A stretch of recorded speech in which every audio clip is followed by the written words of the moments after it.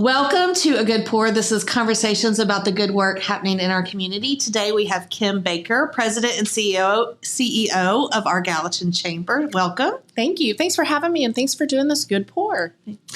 I know we talk about good work in our community all the time, so I'm very glad to have you. I asked you specifically, today is our first kind of rollout of this podcast, conversations, show, whatever we want to call it. And I asked you specifically because we have known each other for a while. I don't know if you remember, but I was at a different agency and you came, 10 years ago? It was about 10 years ago, probably like 8 or 9 maybe. Yeah. Okay, so 8 or 9 years ago, and you came and we were talking about the Gallatin Chamber website, but you had just had a baby and just gotten married and just been named CEO, like all the things. All within a year. It was a very crazy time. And then I'm like, she's a child. Like, how is she going to do all of this at once? And then I guess I went and did something else in Nashville and then came back. Well, we got involved with Leadership Summer together. And so I did see how you were, in fact, doing all the things and doing them very well. And then I came back and decided I was going to start a business here in Gallatin. And I texted you. We hadn't talked in a while. I think COVID had happened and, it just had been a while. And I texted you and I just so you know, I'm starting a marketing agency in Gallatin. And do you remember what you texted back? I don't remember. What did I say? You said, I wish I could hire you. Oh, yes. And I'll never forget it because it was like this, and you didn't even mean to do it clearly. Like it was just this little bit of confidence in something that was I meant to do it. I didn't know. But you didn't mean for it to be such an impact on me. I'm sure. Yeah. It was a response, right? And to somebody starting a business. But it meant I was just new and I was scared and this was just kind of tiny, and me reaching out to you was the first little step of starting a business, and it just meant a lot that you were immediately could say that to me. And we hadn't done a ton of work together. You just were believing in me, and I very much appreciate that. Now I'm going to cry. You didn't tell me I should wear waterproof anything today. Well, and I think that speaks to you will immediately put good word into the community, especially people trying to start a business. So I very much appreciate that. But we have really become very good friends now. I know. And I'm just very grateful for that. You have been a huge supporter of this business. But me personally, and, there are times where you'll look at me and say, don't overdo it. Or, you won't say you look tired, but pretty much that's what you mean sometimes, I think. But I just am very grateful for what you've done for me and all of our community. But right now, especially, I'm just grateful for your presence in my life. So thank you for being here. Well, that's really kind, and that means a lot. And I did wish I could hire you in that moment, and I'm so glad I've been able to hire you for projects that we have partnered on together at the Chamber and different organizations. And I'll be honest, I have tried several times to drag your text thread to my top 9, but between my family and my employees, you don't fit up there. Oh. And so, but that's why I text you a lot. So you can stay at the top, close to the 9. Okay. I appreciate that. I'll take that. If I could have 12, then I would put you up there. They need to have a little bit more. I think so. Yeah. All right. Well, tell us about that you do good work all the time in many different capacities, but let's specifically talk about the Chamber first. What's your passion for doing good work through the Chamber? Oh, man. How much time do we have here today? Not enough. Okay, good. I'll try to keep it short and sweet. That's not my best. But so I've been at the Chamber 10 years. So that's why I was kind of it's all that timeline. It's pre-COVID, pre-baby, 10 years. So now I'm in a 10-year window. And so, yeah, we did get to know each other probably somewhere between 6 and 8 years ago. But I didn't even know when I came to work at the Chamber, I didn't know what a chamber was. I didn't know that chambers existed. So I didn't know that I could be passionate about what we do at the Chamber, but I knew what I was passionate about as an individual, and it was event planning and training. I really liked training and education, and I liked community. And a lot of that, I think, stems from my lack of community growing up, and in the sense of I didn't have an attachment to a place. I moved a lot. And so when I came to work at the Chamber 10 years ago, I instantly felt very connected to the organization and what we did. And it was really quick to realize the good that goes on in Gallatin as a whole and the community that exists here, but also when done right, the work that a chamber does, specifically ours, how it has a trickle-down effect and an impact within the community. And so, there might be folks that are watching this that don't know what a chamber does, and that's totally okay. And in fact, my favorite is when I go talk to schools and groups of students and I ask them what they know, and they say, is it like the Chamber of Secrets in Harry Potter? And I'm like, kind of, because we get to keep a lot of business secrets. But beyond that, we get to keep a lot of and hold close to us and help fulfill a lot of business dreams and aspirations, like entrepreneurs like yourself that are starting, or some that are maybe well on their way and want to change their path. And so we get to be with them through that process. And that's really, really fulfilling. So I think once I got into like the nitty gritty of our work and realizing that that's what we got to do is walk aside individuals and businesses that are trusting either the chamber to help support them or trusting our community put down roots, realizing that we got to make that journey with them and see it from start to finish or start to success is really, really fulfilling. And I think that's part of the biggest piece of the good work, like from a really broad look, like that we get to do that. We get to see dreams turned into realities. I very much like start to success. That's a good way to put that. That's fun. Yeah. You also have the Chamber Foundation. Talk a little bit about that. We do. And so our chamber, we exist to support businesses within the community. So we're a membership organization. We have over 700 businesses that are a member of our organization. And so they join each year and they have access to resources and benefits to help promote and market and get connected within the community. They find support, education, and engagement opportunities with us. And so we do that in a variety of ways. And those businesses range from small startups and entrepreneurs to large corporations that are putting down roots in our community or have been here for a really long time. Our foundation gets to do a lot of fun work too, really important work. So it's our 501c3 component. So the chamber is a 501c6, which is just our tax designation for a membership or an association. But a 501c3, it's more charitable, like an organization like Safe Place for Animals or the United Way. There's a cause attached to it. And our cause is to support innovative enhancement projects in the Gallatin area. And so we're really fortunate that we have folks that help us govern that body. Like you help serve on that board with us. But primarily over the past decade, we have funded grants in Gallatin K-12 public schools.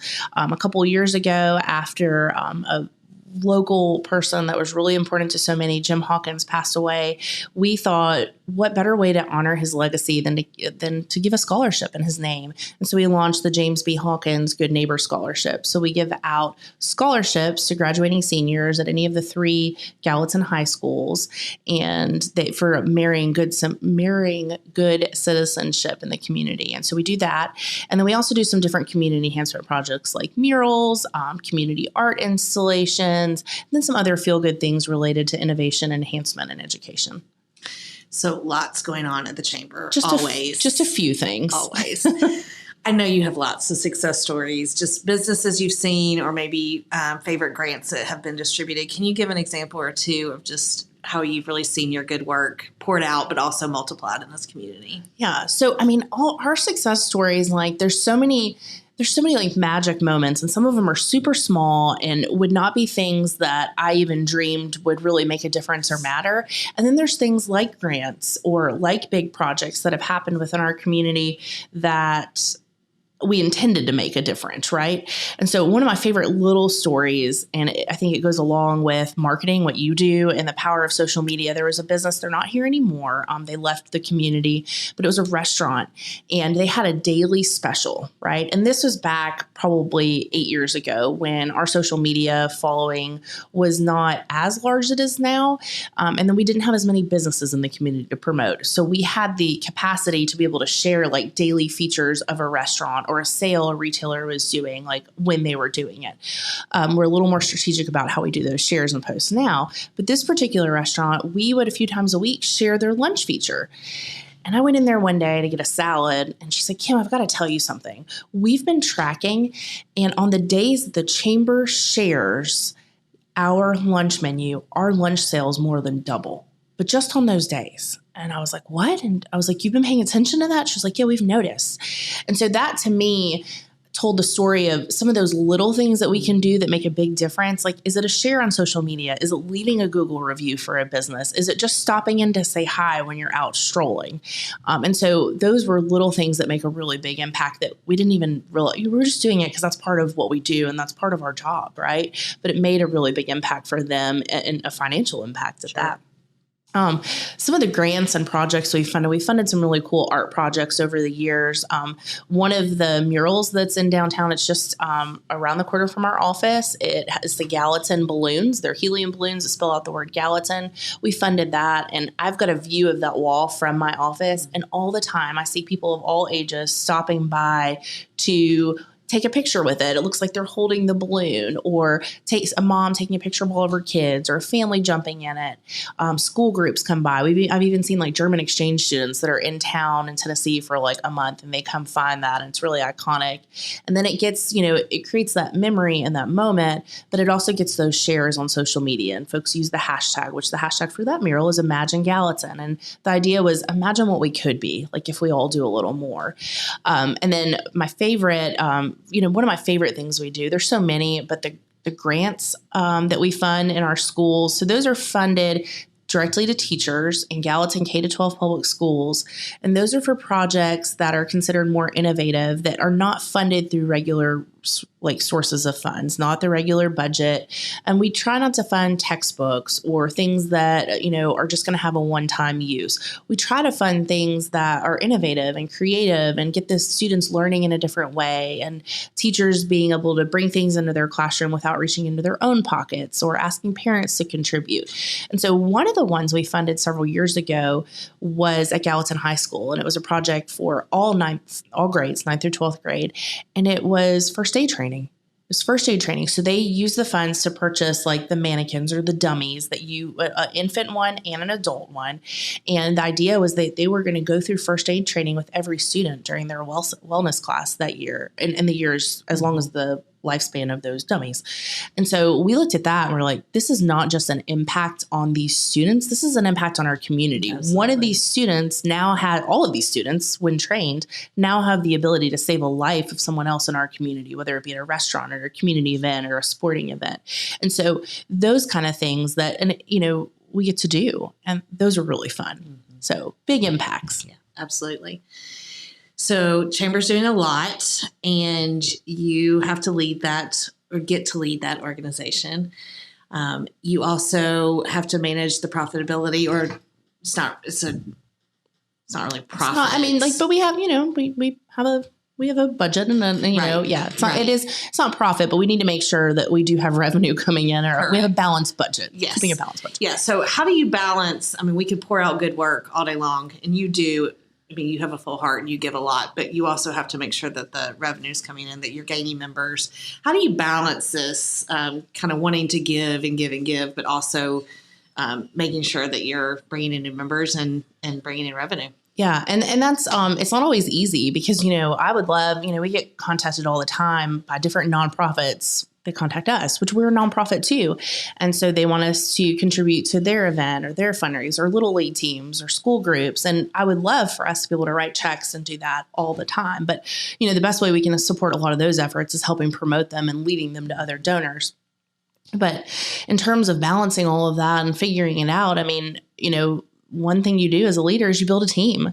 And I've been really fortunate over my time at the Chamber that I've been able to build a really great team. And I've maintained a lot of the folks that were there, that we have 2 employees that were there before I got there, and they've stayed. And so I'm like, that's the biggest blessing, is that these folks haven't left when I took over, and, they've stayed with me and they've helped me grow that team.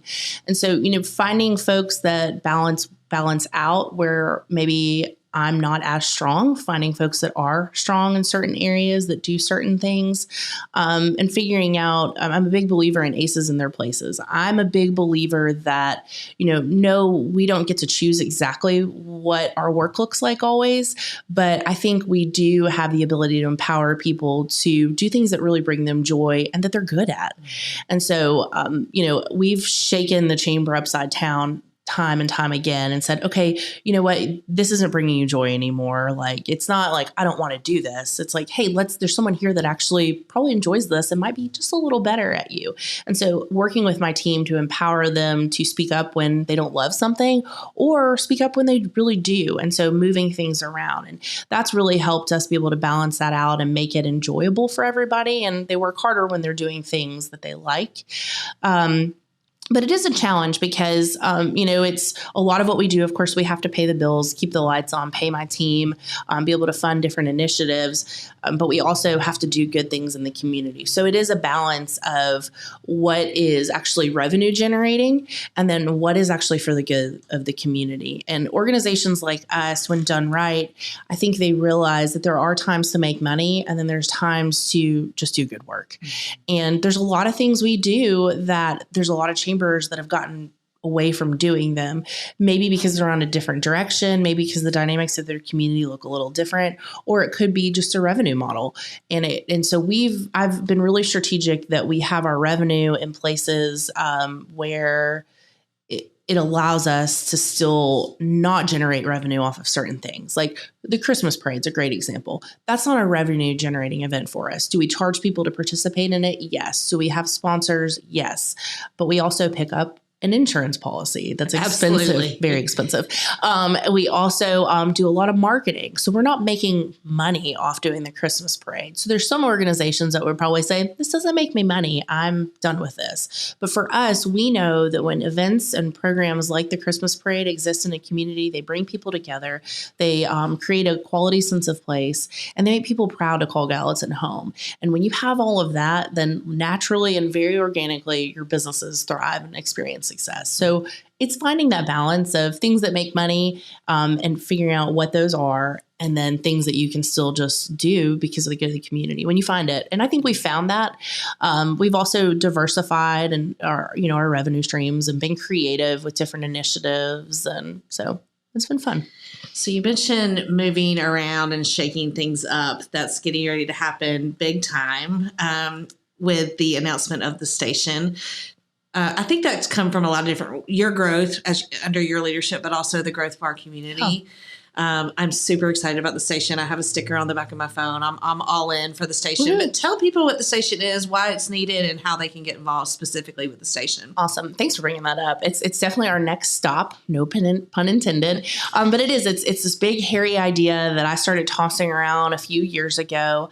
And it's a hairy idea. It's a scary idea. It's the biggest risk I've probably taken in my professional career, I guess.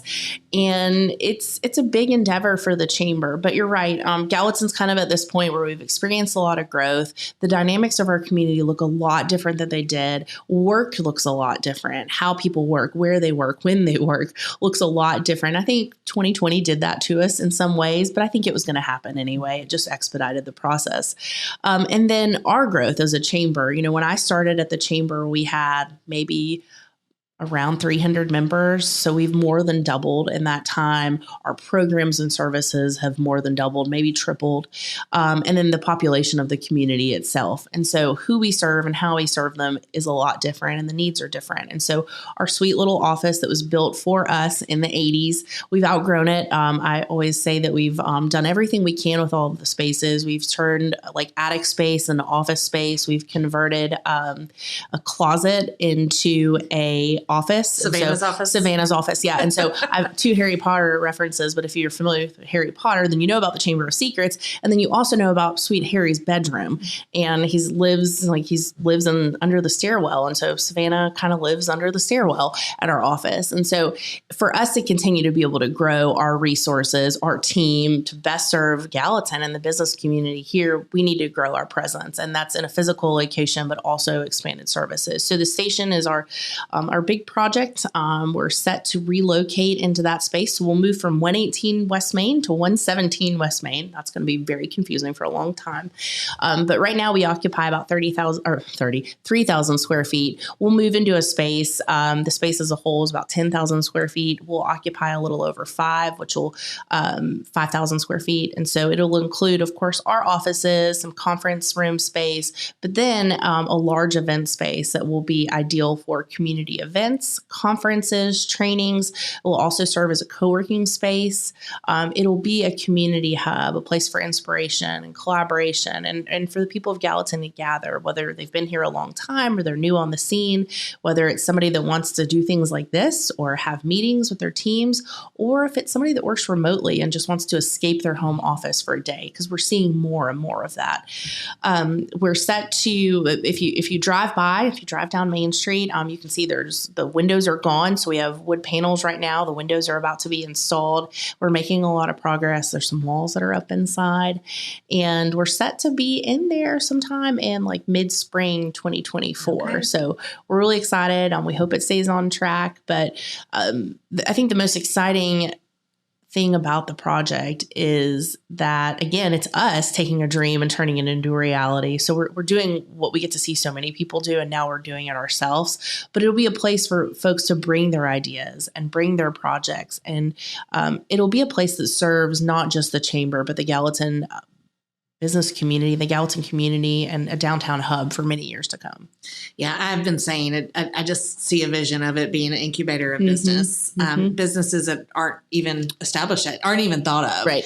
Because you have such a community that you have conversations about what is needed in this community. But now we have a bigger space to actually bring people together and talk about that. And ideas can come from those conversations that just we haven't even thought of yet. So. Oh, yeah. We did a feature several years ago about coffee and community, and how oftentimes like the coffee brings people together, a coffee house or like a good pour. And I think about the magic that can happen in a space like that. I mean, with or without coffee, but it's the people and the space and allowing them to gather. And, the ideas, I think I mentioned I had the idea for a while. I had the famous Walt Disney quote on a post-it on my monitor for like 3 years. It says, if you can dream it, you can do it. And the idea came to me while traveling and visiting these other communities and seeing the co-working spaces and entrepreneur centers they have, and thinking wanting Gallatin to have all the things. I think it's like, for us, like I want my kids to have everything that, I want my community to have everything that these other ones do. It's just that mentality. I was like, Gallatin can have this, like if they can. And so I was determined. And so here we are. And so it's a big project. But yeah, I think you're right. Talk quickly about the name. The station. There's just a legacy to that name. So we're really excited. And so we've made some more exciting discoveries with the namesake recently. So I'll share a little bit of those.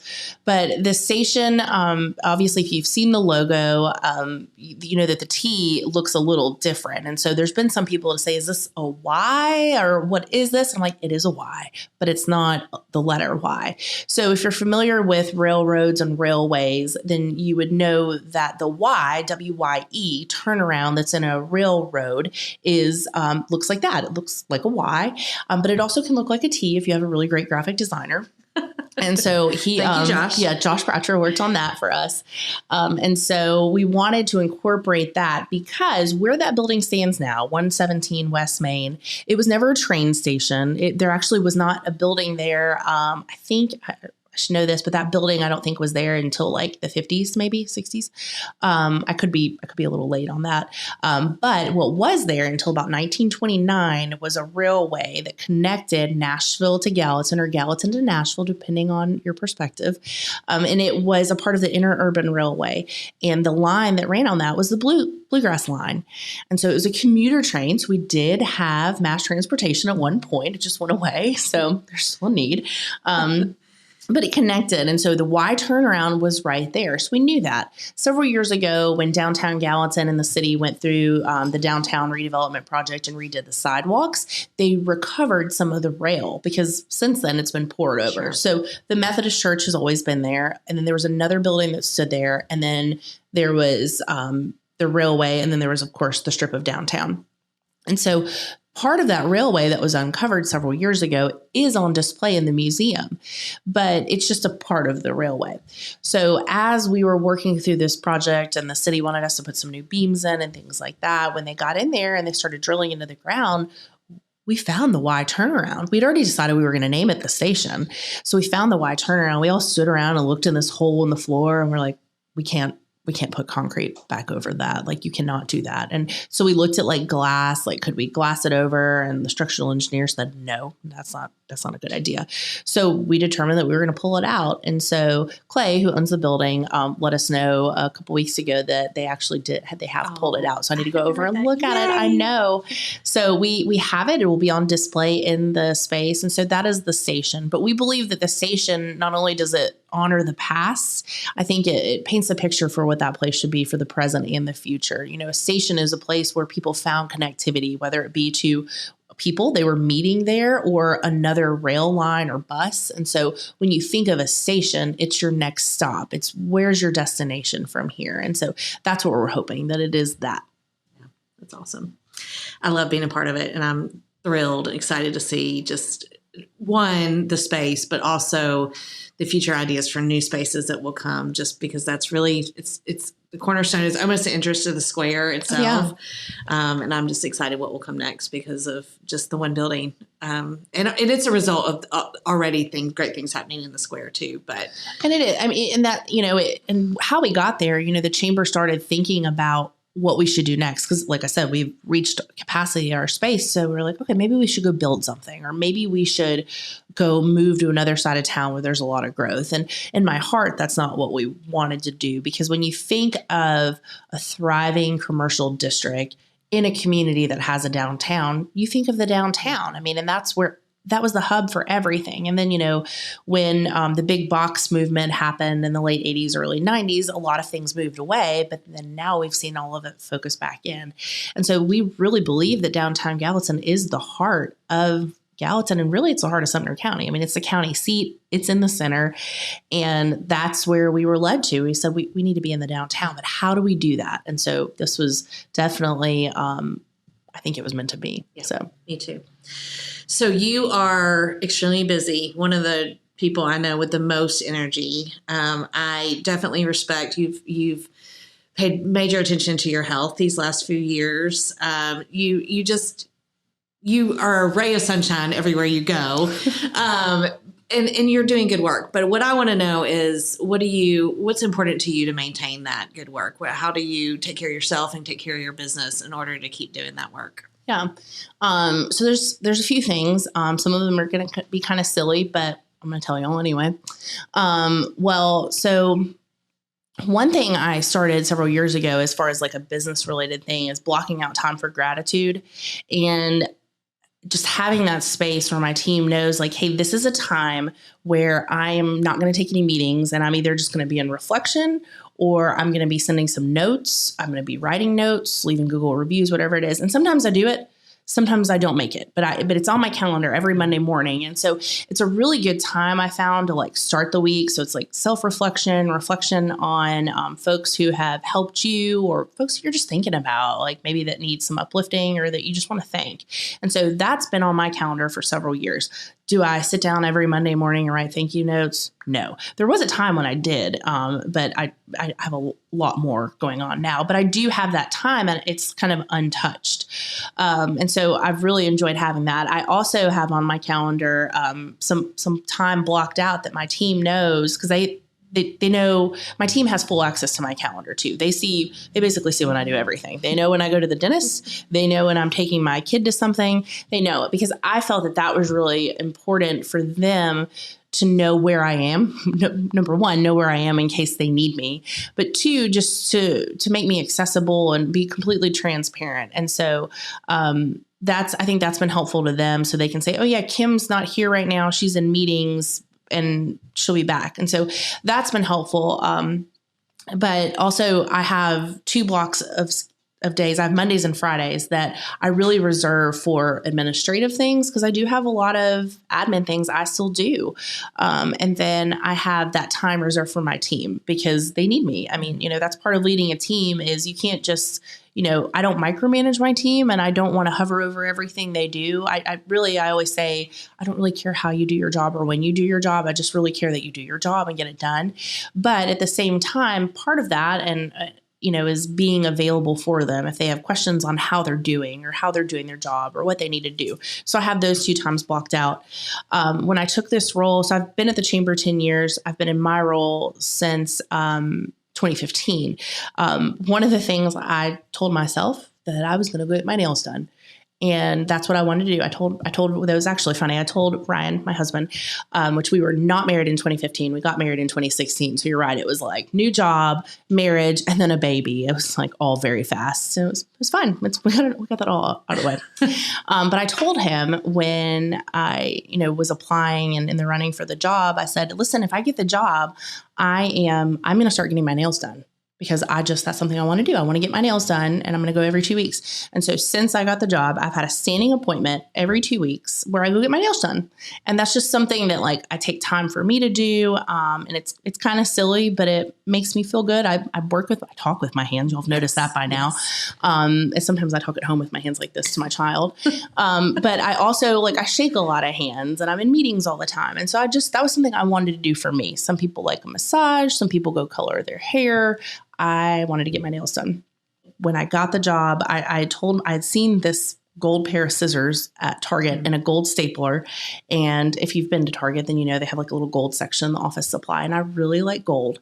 And so obviously I was going to have to decorate a new office. And these scissors were ridiculous, like $20 or $30 for a pair of scissors. But I looked at them and I said, if I get the job, I'm buying myself these. So I have a gold pair of scissors. They're very heavy.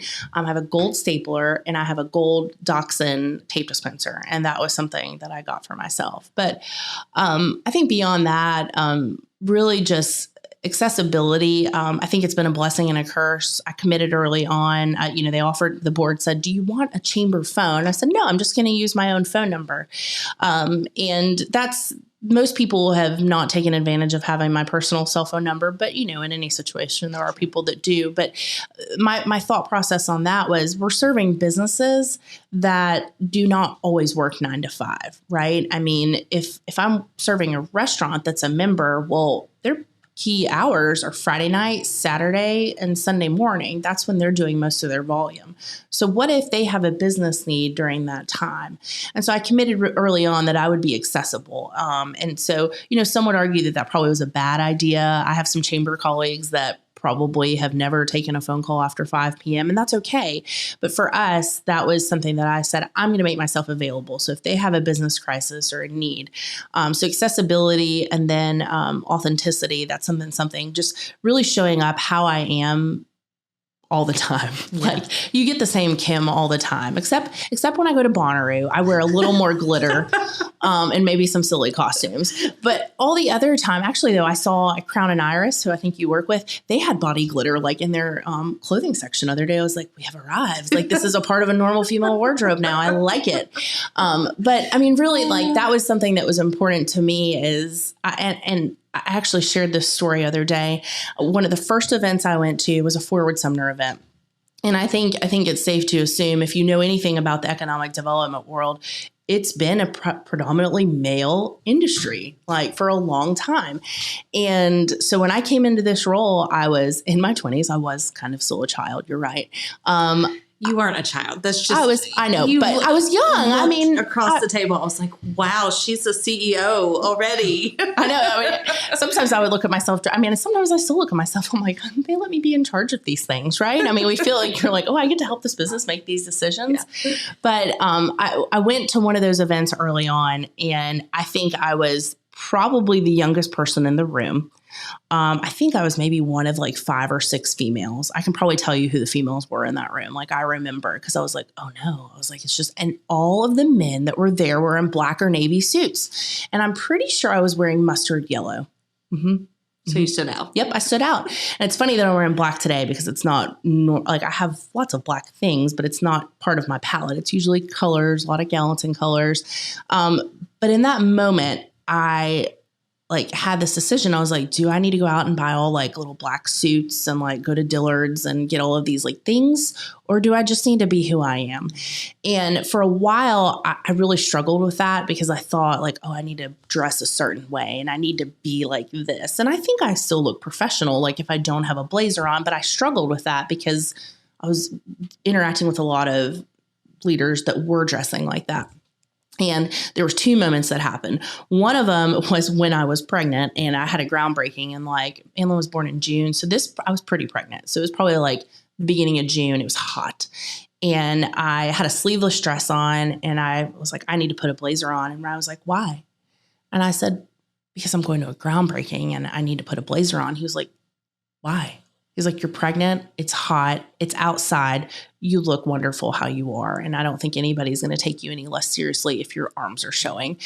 And at that time, Michelle Obama was showing her arms all the time. So I was like, you know what? I can show my arms. And so it was really like a moment for me. And then a fast forward was a couple years later, and we had a business that, and up until that point, we all dressed up a lot when we came to work. But when you really looked at our membership is super diverse, and we have service related businesses. We have people in the healthcare industry that wear scrubs all the time. And then we do have some corporate partners and bankers that are always in a tie and a sports coat. But a lot of our members didn't look like that all the time. So when they're coming into our office and we're dressed up, it probably was really interesting. Like, it was kind of weird. They maybe felt like they didn't belong. And at that time, I was still really, really involved teaching and serving in children's ministry.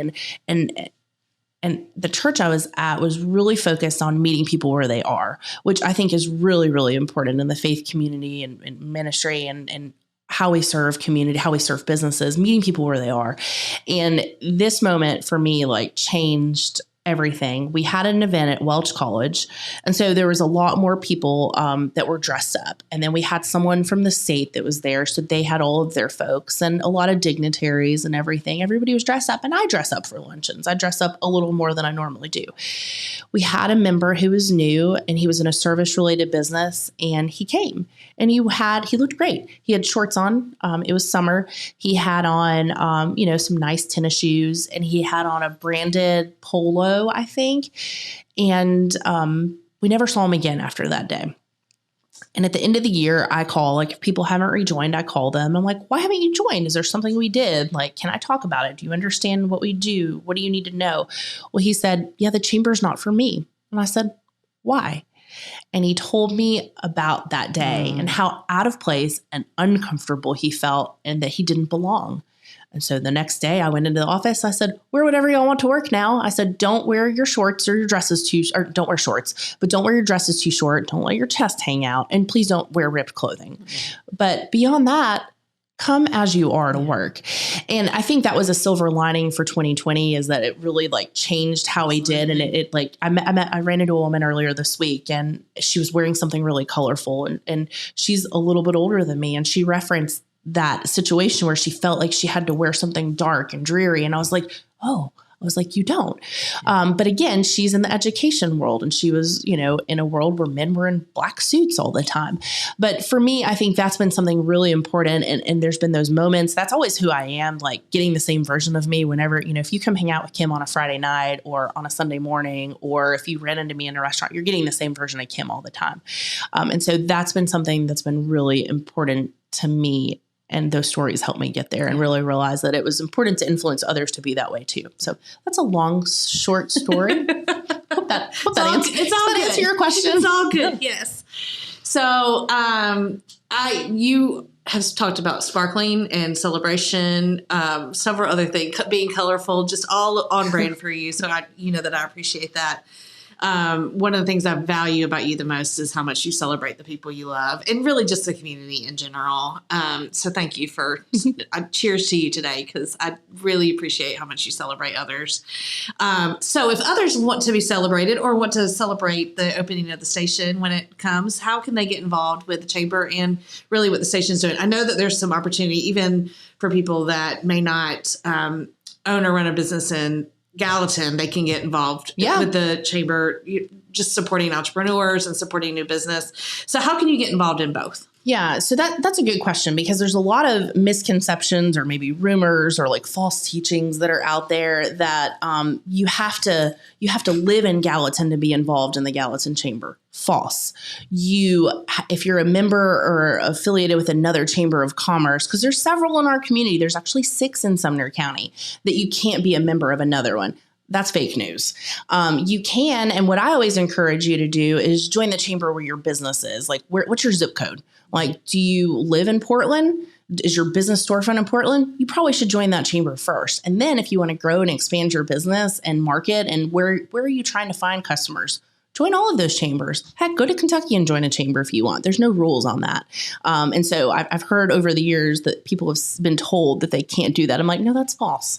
Join as many as you want, but I mean, be committed and involved when you're involved. And so you don't have to live here. You don't even have to be a business to volunteer with us or join. We have individual memberships. We have student memberships. That's my favorite, when we get high school and college students that see the value of networking and wanted to figure out how to do it. So we have like $50 memberships where folks can do that. And if maybe they're a college student and they just want to do some career exploration and learn what they want to do or what they don't want to do. Right. So if somebody wanted to do that, our website is a great resource. We have this really good business that helps us do that. Catherine actually helps us. Catherine and her team help us with their website. And so our website is gallatintn.org.